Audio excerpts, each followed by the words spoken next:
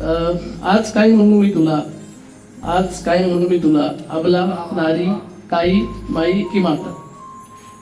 कधीतरी आलं का तुला मन मोकळं जगता. मुलांचे टिफिन, नवऱ्याचे कपडे, घराचं बजेट, याचा दवाखाना, त्याचा प्रोग्राम, अजून बरंच काही.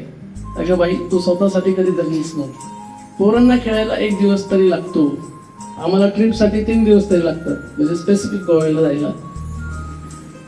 पण तुझ्या 2 तासाच्या किट्टी पार्टीसाठी 10 अडचणी, 10 जुळवाजुळवा असतात.